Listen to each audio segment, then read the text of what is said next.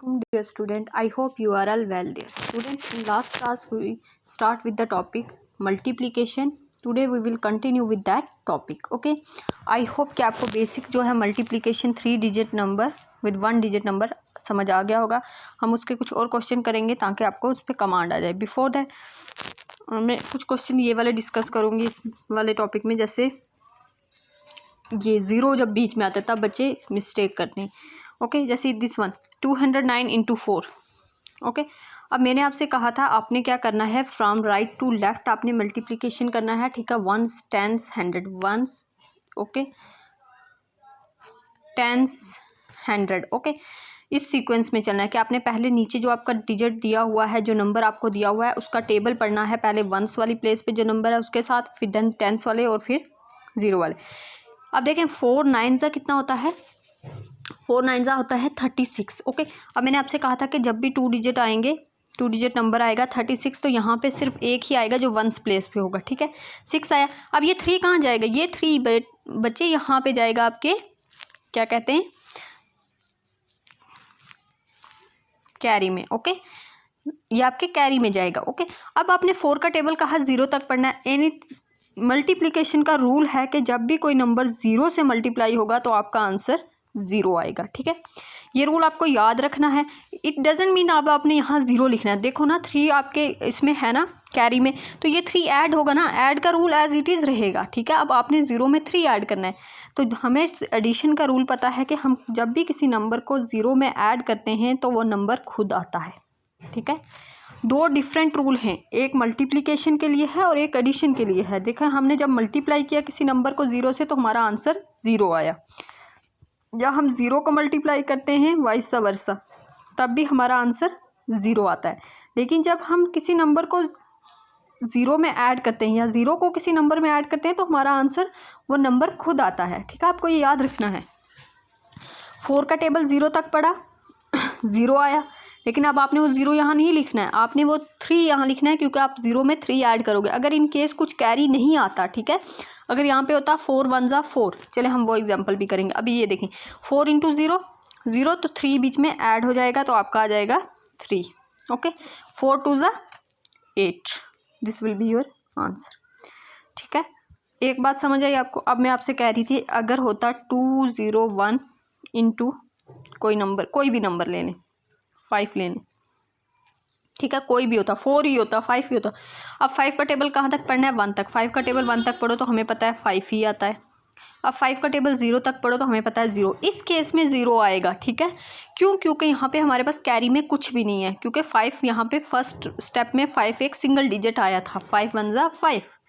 ठीक है, अब 5 इंटू 0 0, इस केस में आप 0 लिखोगे। लेकिन अगर समथिंग इज़ इन कैरी, ठीक है, अगर हमारी कैरी में कुछ है कि हमारा 2 डिजिट आया था फर्स्ट स्टेप में, लाइक इन प्रीवियस केस, तो हमने वो जो हमारा कैरी में कोई नंबर है, 1 है 2 है 3 है, ठीक है, 9 तक कोई भी डिजिट अगर हमारा कैरी में है तो वो हमने क्या कर लेना है, उस 0 में ऐड करना है और वो यहाँ पे लिख लेना है। अब 5 2 10। आई होप कि आपको ये कॉन्सेप्ट समझ आया होगा। बहुत से स्टूडेंट्स ने इसमें मिस्टेक की थी। चलें कुछ और क्वेश्चन करते हैं सो दैट हमारा, चलें अब डी पार्ट देखें क्या है इसमें। 200 इंटू 3।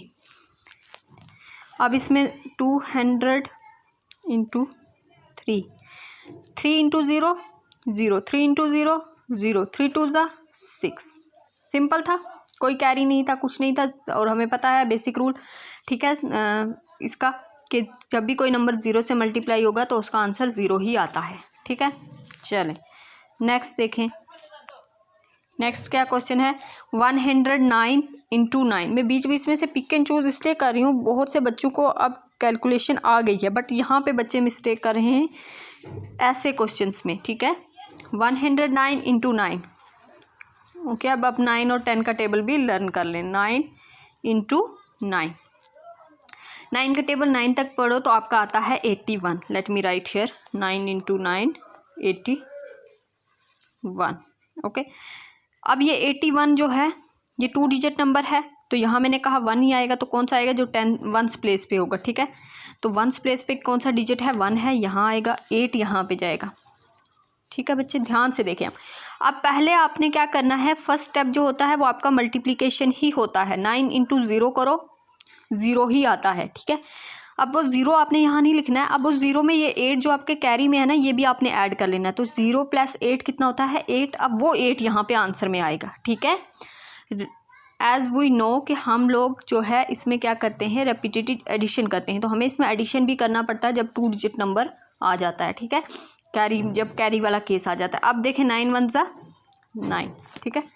तो आपने क्या करते हैं बच्चे, यहाँ पे ये 0 भी लिख लेते हैं, फिर ये 8 नीचे। ऐसा नहीं करना है, आपने उस 0 में 8 को ऐड करना है। दैट्स वाई, क्योंकि आप फर्स्ट स्टेप यही करेंगे कि आप इस नंबर को 0 से मल्टीप्लाई करेंगे और जो कैरी में होगा उसको ऐड करेंगे, ठीक है। चलें नेक्स्ट देखें, ये आपका हो जाएगा नेक्स्ट भी ए पार्ट। देखें 107 × 7। थोड़े हम ज़्यादा क्वेश्चन करेंगे इस तरह के, ताकि आपको जो है इस पर कमांड आ जाए। ओके, नाउ 7 7 सा कितना होता है 49। आई नो आप सबको पता होगा। अब ये 2 डिजिट नंबर है, 9 यहाँ आएगा क्योंकि वो 1 प्लेस पे है, और 4 हमारा कैरी में चला जाएगा। ओके, अब आपने पहले क्या करना है, 7 का टेबल 0 तक पढ़ना है, तो 7 0 ज़ा 0। अब उस 0 में आपने इस 4 को ऐड कर लेना है, ठीक है। तो 0 + 4 4, 7 1 ज़ा 7। This is your answer. Okay, चलें अब एक दूसरा सिंपल क्वेश्चन कर लें और उसके बाद आप लोगों को खुद ये एक्सरसाइज करनी है, ठीक है। अब हम ये वाला ले लेते हैं 135 × 5।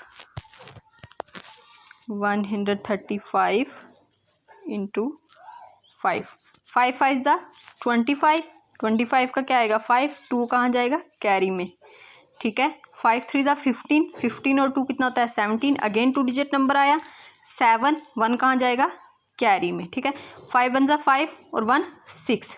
देखें यहाँ पे 2 स्टेप में 2 डिजिट नंबर आया, तो आपने नेक्स्ट स्टेप में कभी भी 2 डिजिट नंबर यहाँ नहीं लिखना है। 2 डिजिट नंबर आता है तो वो एज इट इज़ नंबर यहाँ नहीं लिखना है, आपने एक ही डिजिट यहाँ लिखना है और नेक्स्ट जो डिजिट होगा वो नेक्स्ट नंबर पे कैरी में ले लेना है, ठीक है। चलें इसमें कुछ और क्वेश्चन कर लेते हैं। अब देखें नेक्स्ट ये वाला, ठीक है, 3 डिजिट वाला कर रहे हैं ना। 375 × 2। 375 × 2। 5 2 ज़ा 10। 10 का यहाँ 0 आएगा, 1 कहाँ जाएगा कैरी में जाएगा, ठीक है। 7 2 ज़ा 14। 14 और +1 करो तो 15 हो जाता है। 15 का क्या आएगा यहाँ पे, यस यहाँ पे 5 आएगा। पूरा 15 नहीं लिखना है, 5 आएगा क्योंकि वो 2 डिजिट नंबर है, तो वो 5 सिर्फ आएगा और 1 कहाँ चले जाएगा नेक्स्ट नंबर के कैरी में। 3 2 ज़ा 6 और 1 7, ठीक है। यहाँ हमारी कैलकुलेशन भी कंप्लीट हो जाती है। और अगर यहाँ इस केस में आप देखें ये आया, अगर यहाँ पे इसी को हम आगे करेंगे, ठीक है। ये क्वेश्चन हमने कर लिया। अब देखें यहाँ पे अगर होता अगेन 7, ठीक है, और यहाँ पे आ गया था 1 कैरी में, इतना तो हो गया ना। 5 2 ज़ा 10 0, 1 कैरी में। 7 2 ज़ा 14 और +1 15, 5 1 कैरी में। अब 7 2 ज़ा 40 +1 15। अब 2 डिजिट नंबर आया ना, अब फिर 15 आया ना, तो अब देखें इसके आगे कोई नंबर नहीं है, ठीक है, इसलिए हम कैरी नहीं ले सकते, तो हमने पूरा नंबर लिख लेना है, ठीक है। अब यहाँ पे हमारी कैलकुलेशन स्टॉप हो जाएगी, ठीक है। जब हमारी कैलकुलेशन स्टॉप होने वाली होती है तब हम पूरा नंबर लिखते हैं। जब बीच में होते हैं तो हम एक डिजिट यहाँ लिखते हैं और एक डिजिट कैरी में लेते हैं। जो 1 प्लेस पे होता है वो हम यहाँ बॉक्स में लिखते हैं, और जो 10 प्लेस पे नंबर होता है वो हम कहाँ लेके जाते हैं, कैरी में लेके जाते हैं, ठीक है। आई होप कि आपको ये समझ आ गया होगा, ठीक है। अभी वैसे केस है नहीं आपको, लेकिन आपको पता होना चाहिए। चलें बाकी सब हमने कर लिया है। हाँ ये वाला कर लेते हैं, इसमें वैसा केस है, 2 डिजिट में भी वही अप्लाई होता है। 46 × 8। देखें अब क्या है 46 × 8। अब 8 का टेबल 6 तक पढ़ें तो कितना आता है 8 6 ज़ा 48 आता है, ठीक है। अब मैंने आपसे कहा ये 8 यहाँ रहेगा, 4 यहाँ पे जाएगा, वही रूल फॉलो होगा। 4 आपका कैरी में चला गया। अब 8 4 ज़ा होता है 32, 32 और 4 होता है 36। अब आया ना 2 डिजिट नंबर ही, ठीक है। 36 2 डिजिट नंबर है, क्या हम यहाँ 6 लिखेंगे और 3 कैरी में ले जाएंगे, नहीं। क्यों, क्योंकि यहाँ पे आगे नंबर ही नहीं है, यहाँ पे आगे नंबर नहीं है, डिजिट नहीं है। अगर यहाँ पे होता तो हम कैरी लेते, तो ये 36 पूरा एज इट इज़ यहाँ आ जाएगा, ठीक है। आई होप कि आपको ये कॉन्सेप्ट क्लियर हो गया होगा, ठीक है। फिर भी अगर आपको कोई क्वेरी होगी you can ask me, that is enough for today. Thank you.